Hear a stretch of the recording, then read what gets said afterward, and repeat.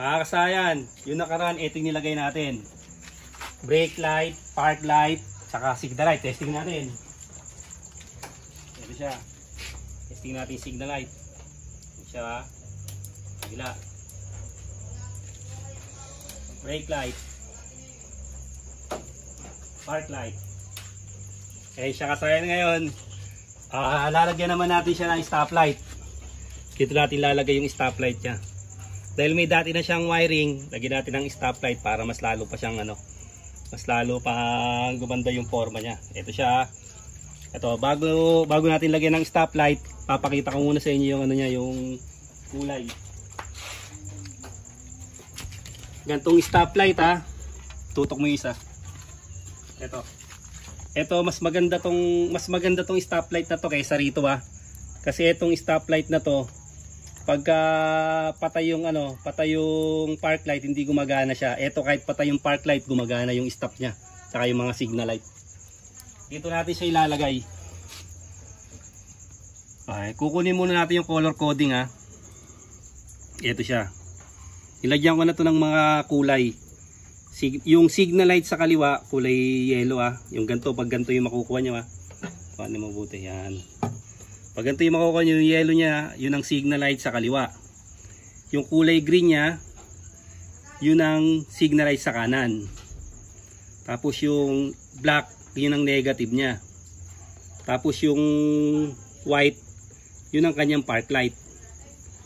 Tapos yung red, yung kanyang brake light. Ayan na yung brake light Ito siya. Testing muna natin yung park light. Tsaka yung negative. Yung negative, yun yung kulay black ng ng stoplight. Ito siya. Pag nakuha nyo na yung negative, makukuha nyo na yung 4. Dumikit yung isa. Ito Tapos ito yung brake light. Pag pepreno kayo, yung park light mas malabo, yung brake light mas malinaw. Yan ang brake light tapos yung signal light saka kaliwa. Ito siya. Signal light sa kanan, ito naman siya. Okay, ganoon lang siya kasimple. Ipo-paste natin dito. Meron naman siyang pinakapandikit, may 3M siya na madikit to.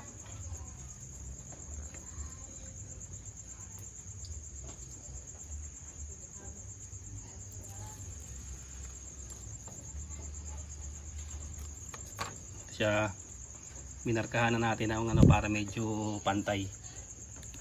Minarkahan natin ang guhit para hindi siya masyadong paling.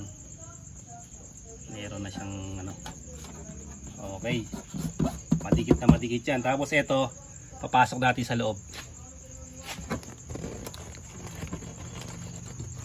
Kung wala pa kayong halimbawa wala pa kayong ganito, dito pa kayo kukuha. Dito ay kukuha ng kulay, 4 na kulay. Tapos yung isang negative, body ground lang. Dumikit naman ng mabuti. Apo. Yan, na siya. Okay, dito tayo sa loob.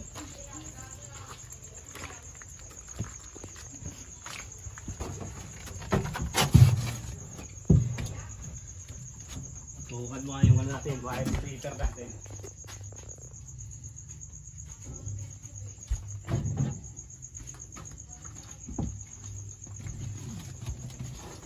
Ito siya. Bali yung paghahanap ng color coding, ganito siya. Ang ihuli nyo, yung negative kasi yung 4 na to positive. Ito yung negative yung kulay black. Pang Honda yung nilagyan natin Rusi to. Pang Honda yung color coding. Tapos hahanapin natin dito. Halimbawa ito, yung green na may lining na yellow, yan yung brake light. Kahit saan sa kahabaan yan tayo kumuha pwede. Ito, halimbawa dito kahit saan, ito green na may lining na yellow, diyan tayo kukuha ng ng brake light nya.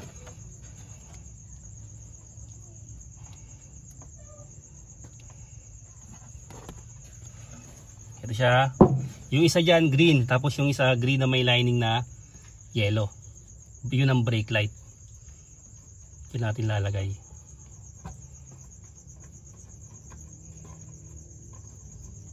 Ihuli nyo lang yung ground para hindi siya mag grounded kung madikit man.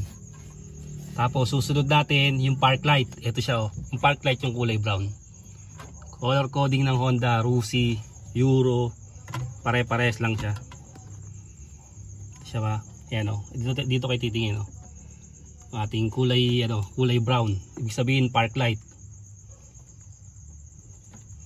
Yung park light naman dito, ito siya yung kulay puti ng stoplight. Yan naman ang park light. Lalagay natin sa kulay brown or kulay dilaw. Kung mga wave, XRM 125, yan kulay siya, kulay dilaw.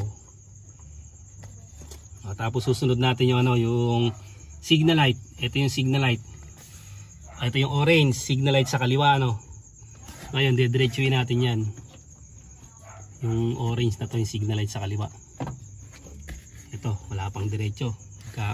Magtatap tayo ng dito ng wire dito.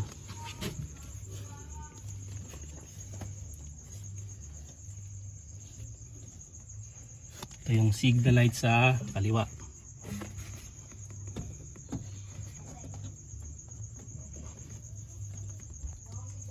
Abot ba siya? Bitin. Ihuli na natin tong signal light sa kaliwa. Dito muna tayo sa signal light sa kanan. Ang signal light sa kanan, ito siya yung kulay light blue. Pag diretso ito yun.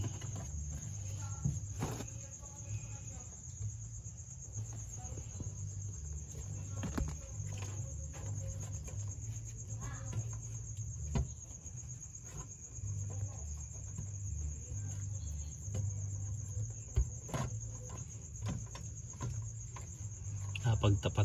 Yan, dapat di siya tapat-tapat para hindi siya magdidikit. Tapos yung natin, sunod natin yung yung ground. Ito yung ground natin kulay black ng stoplight, kulay green naman sa mga Honda. Ito, pansinin niyo to. Ito ito yung tutok mo din sa may ito. May i-terminal tayo dyan, body ground. Yan yung gagamitin natin na ground.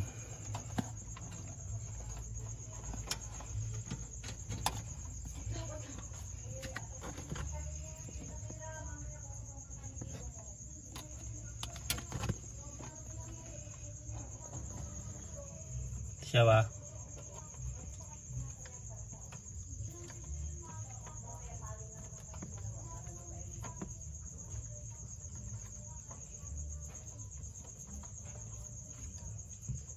Negative body ground or kulay green. Pagka okay ng stoplight, kunin nyo muna pag-aralan nyo muna yung kulay ng stoplight para pagdating sa harness, kabisado nyo na siya. Tapos ito na yung isa natin yung kulay orange.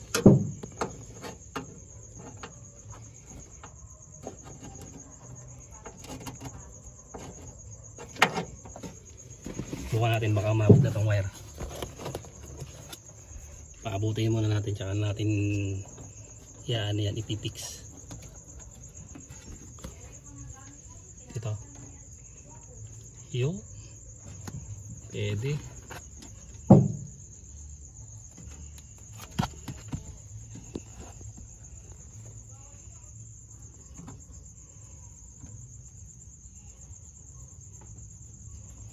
Yan. Tapos wala nang kadikit. Siguraduhin nyo lang na walang magdidikit Okay, tapos testing na natin. Bukas natin. Ayan na yung kanyang park light.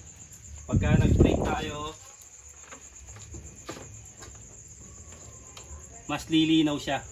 Ayan yung park light lang siya, naka-dim lang. Pero pagka nag-brake na tayo, ayan na siya. Mas lilinaw na siya.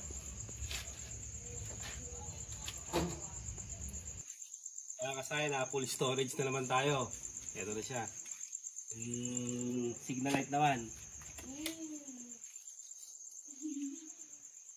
Signal light sa kaliwa. Tapos signal light sa kanan.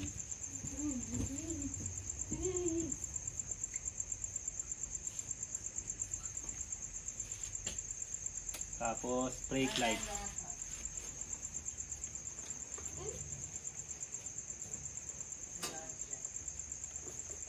Brake light.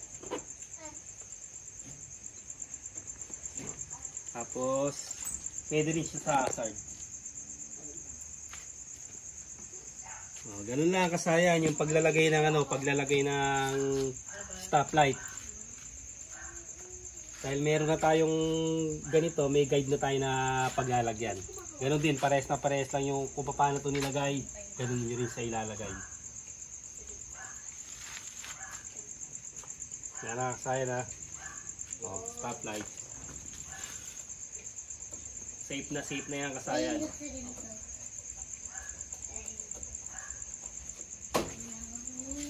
Yung pagbati.